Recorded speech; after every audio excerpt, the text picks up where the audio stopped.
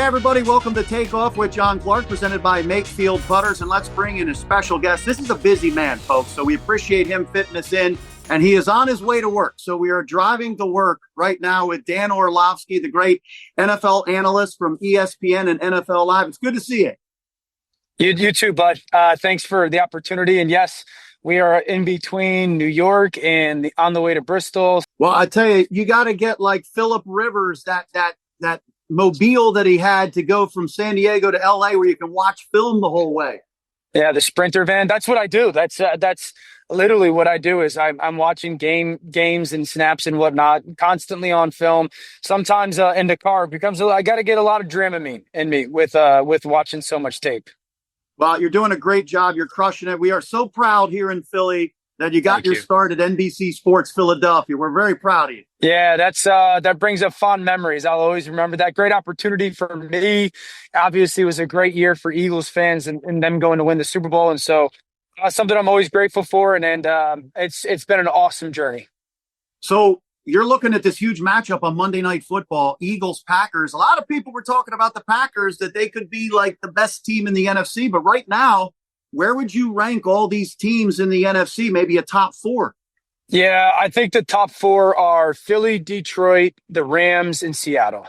I think if those four teams are healthy and play their best, the NFC Championship game is going to come out of them. And obviously, the health and who kind of plays their best in the biggest moment goes into that. I think, the interesting thing about those four teams is Detroit had that blip early on, and they've been basically a rocket ship since then. But then also, they're not healthy on the back end. The Rams are fantastic, and I think everybody in Philly knows that coming off of the playoff performance last year and even the game this year. I think there's no quarterback throwing the football in the NFL better than Matthew Stafford right now. Seattle's probably a little bit more of an unknown because they're where they are in Seattle. And Sam Darnold, how good are they? They got a receiver that is as good as anybody in football right now and playing at a ridiculously high level. And then Philly's that team that has the highest probably expectation. And if you don't meet the expectation, you stink. And so there was moments this year where there was question marks around the team, right? And then the past couple of weeks heading into the bye, it certainly, from an offensive perspective, looked more like the team that we saw win a Super Bowl last year. And so I think it's fair to say, there's still a little bit of an unknown.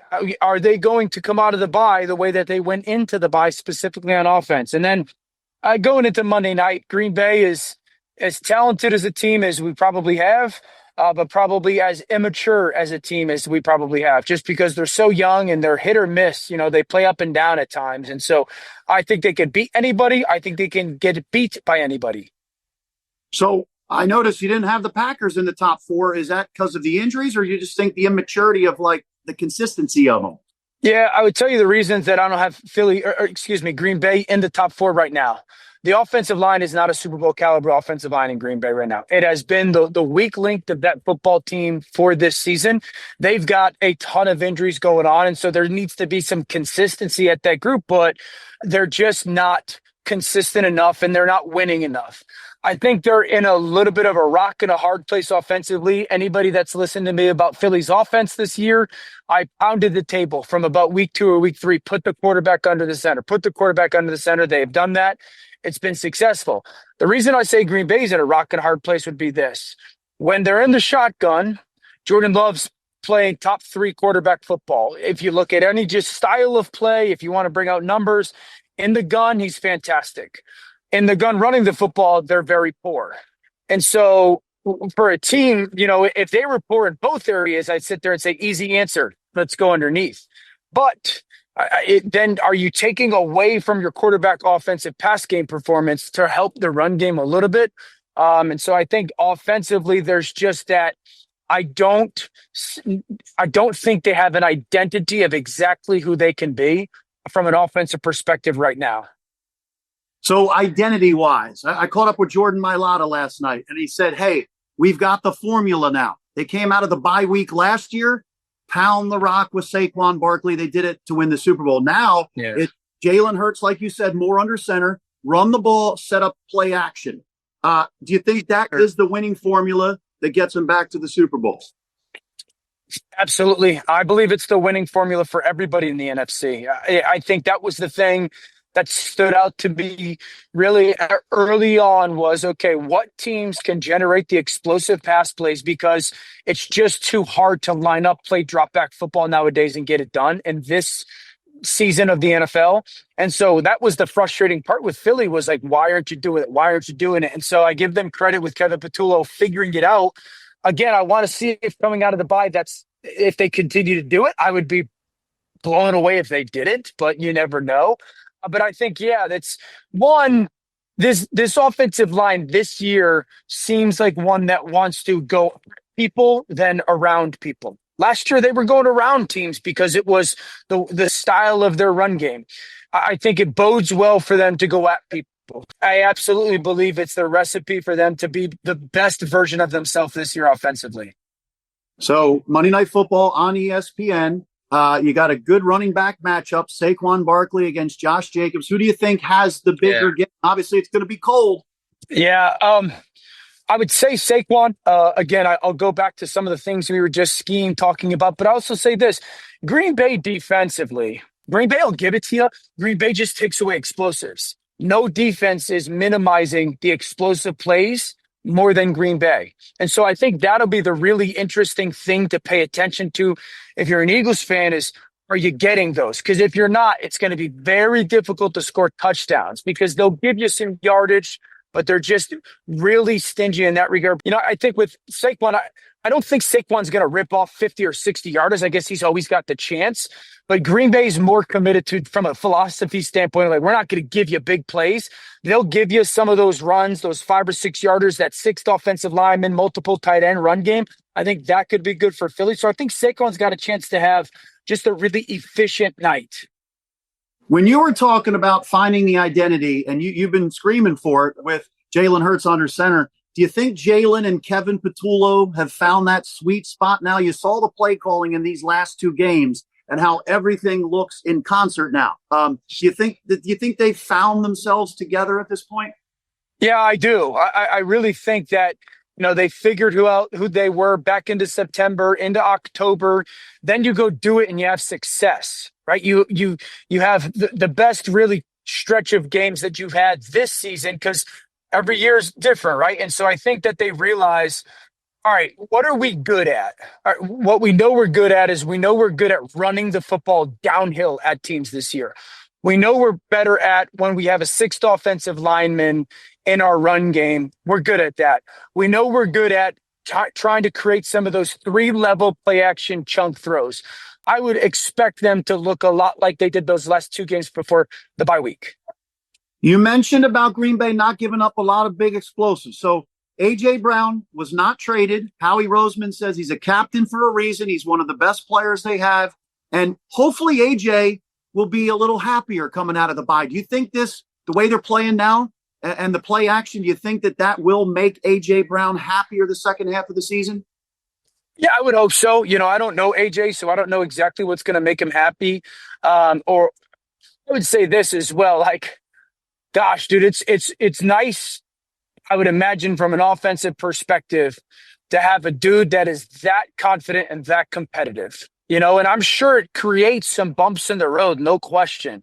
But to have a player that is that good, but has that high expectation for himself and for their offense, that's a good problem, quote unquote, to have to deal with. And so I would imagine AJ just wants to be the guy that you turn to in those moments to say, we need you to play your best for us to be as good as we can be and for us to have a legit Super Bowl contender. I love that in a player. I would want to play with a guy like that. I played with, Reggie Wayne was like that. Like, I played with Reggie that, you know, if you went into the first quarter, got through the first quarter and you were up 10-0 and Reggie didn't have a catch, it wasn't like Reggie was happy. You know, Reggie wanted to impact the game. He's wired that way. And so I would imagine AJ not only wants to win, but wants to be a reason why. Yeah, good point. And Jalen Hurts, when you look at the stats, my goodness, he only has 1 interception. He's got 15 passing touchdowns. He has the best touchdown to interception ratio. He's got 20 total TDs and just 2 total turnovers. He's the best against the blitz this year. We've seen all these things, and he's a dual threat or a triple threat quarterback. So do you think with the way they found themselves in their identity these last two games that, a month from now, 6 weeks from now, we're going to be talking about Jalen Hurts right there in the MVP race? Yeah, I think he's going to play himself into that conversation. I mean, the numbers are what they are. The performances are what the performances are. And that's coming from a person who has probably been as critical of Jalen as anybody. And so at the end of the day, I've just gotten to a point where you can't run from his reality. I have said this, John. If we took Jalen out there and we just put them through a bunch of quarterback drills of all the 32 starting quarterbacks, or maybe there's 28 guys that are the consistent ones, I don't know if Jalen's going to be in everybody's top 10. But when it comes down to, hey, we have to win this game, he's in everybody's top 5. And as much as I sit there and I love some quarterbacks that I have pasts with, he's the guy that you got to go through for the next 8 weeks. And he's going to be the guy that once you get into January, you got to go beat. I think him and Sirianni are 5-0 at home in the playoffs with each other, and they average 35 points together. And so I think he'll get himself into that. It's funny, and I say this as an admirable thing. There's a reality where Jalen has become a little bit of like our era's, Aaron Rodgers and how he plays. Aaron Rodgers was this unbelievably risk-averse quarterback. That's why Aaron would never have interceptions. Now, Aaron probably higher end of ability and higher end touchdown production-wise or whatnot. But Jalen doesn't give the ball to the other team this year. He just doesn't. He's an unbelievably risk-averse quarterback, and I think that's going to bode well for them down the stretch. Hey, I'm John Clark, and we are here in Bensalem, PA at Makefield Putters. And I got to tell you, we want to thank them for being our new sponsors of the Takeoff podcast. And I've got putting issues when I get out there. I'm 6'5", and I had to get a custom putter. When I got this custom putter here, it changed my putting game. When it's wintertime and we go get jackets, different size people need different size jackets. Well, we got to get a custom putter for our size, our type of swing and everything. They break it all down for you. They build up the putter from scratch. They have all the data, the analytics, the statistics to get you to be a good putter. And when I came here to Makefield Putters and I started to use my custom putter, I got to tell you, I make it with Makefield. So next time you're on the course with Makefield Putters, go birdies. Yeah, and when you look at this matchup, Jalen Hurts and Jordan Love, obviously Jalen has beaten Jordan Love each of those games last year, and the Eagles intercepted Jordan Love 4 times last year in those 2 games. Does Jordan Love, he can't really get over that hump in those big moments? He just hasn't yet. He hasn't played, I guess. Jordan is streaky when he's on. He's as good as anybody. And then, yes, that I guess, still such a young player that he's fallen short at some moments. I think that, he's got that gunslinging. I can make any throw. There's a little bit of mechanics when it comes to sometimes he makes off-platform throws or his feet aren't set where I sit there and go, that's so unnecessary for a player like you. And so I believe he'll get over it. I'm unbelievably big fan of Jordan Love and his talent and his ability to play the position. I mean, we're 10 days away from or removed from him having 20 straight completions on Sunday Night Football. And so he's a high-end player. And there's no question that he's capable of having Green Bay make a deep playoff run and certainly winning Monday night. Let me ask you about the Eagles defense, adding Jaelan Phillips, and then you're going to get Nolan Smith back. And BG is going to make his season debut. Jaelan Phillips, what do you think he's going to be able to do back with Vic Fangio again? Yeah, get the quarterback on the ground. I think that's the biggest impact for this defense. If you had to ask me the things, and I think I said it, that are needed in the NFC for a run this year, it's firepower. The offenses have firepower. Well, one of the ways that you could try to negate that is get the quarterback down, and everyone has talked about this defense, and the real difference between this defense this year and this defense last year is the negative plays. They just don't have the negative plays on defense this year.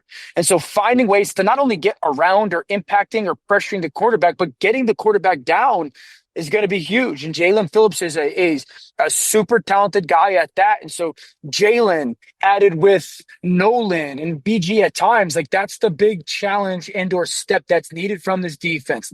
Not just pressuring the quarterback. They got to get quarterbacks to the ground this year. And when you look at the secondary now, Howie Roseman's added a whole bunch of new players. I kind of have a theory, Dan, that like Cooper DeJean is absolutely the best nickel that Vic Fangio has. And Cooper may be one of the best nickels in the NFL. So I don't think Vic wants to move him out of that spot because that's such an important position. So I have a theory that Howie added these different corners, and he mentioned you're going to be facing different shapes and sizes of receivers. It's almost like Vic Fangio. He's a big baseball guy. It's almost like he's got matchups now with that second cornerback spot based on, height, size, speed. Do you think he can kind of match up here from game to game sometimes?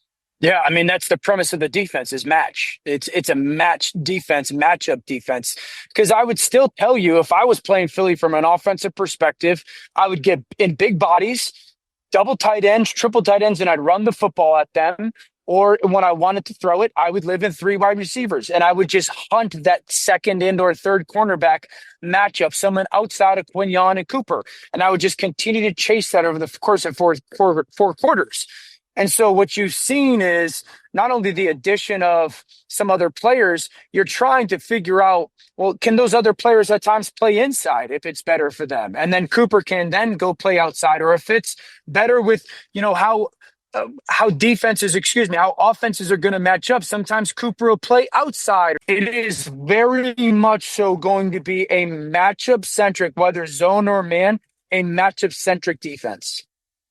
The Eagles, as they are currently constructed, they almost kind of have, you're kind of in a way going to have a new team on defense with all these additions and some of the competitions are going to have.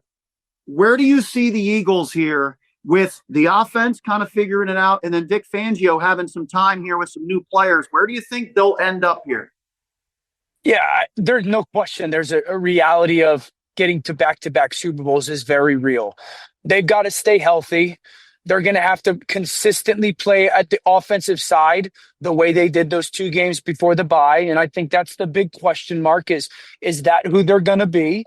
And if they continue to do that, and I'd also say this, like, there's a reality from moving on from the noise of the first 7 or 8 weeks.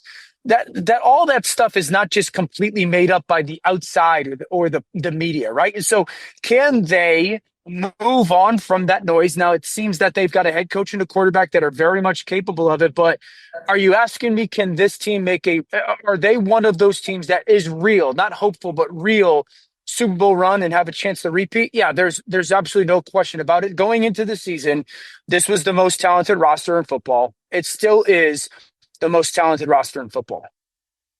Even defensively. There's no question, because you got to remember, Nakobe was gone for some time this year. Having Nakobe back is a very big deal. And I would say this, Jalen hasn't played nearly the level that people had expected going into this year. And I know he's been nicked up and banged up, but if Jalen Carter plays the way that people kind of expected him, and certainly how he did last year, the talent on the football team is absolutely on par, if not better than everybody. All right. Well, I'm thinking that your wife is going to be bringing you back to Philly for some home playoff games at the Link, huh? Yeah, I mean, there is going to be a demand from that beautiful wife of mine that if they're having a home playoff game, we are there. So she hasn't missed them in the past couple of years, and there's no question. I love going to the games there. I absolutely love it. So if there is a home playoff game, we will totally be in the crowd somewhere. Maybe not super close to the field because I got to get 6 tickets and it's too much money, but we'll be there. I love it. And a very special event this week, Dan. The Eagles Autism Foundation had a great event, and your family came down to Philly, and your son, who is autistic, he designed an incredible cover page. Like, he's an incredible artist. How proud are you of what he's doing and how the Eagles Autism Foundation kind of brought him into this?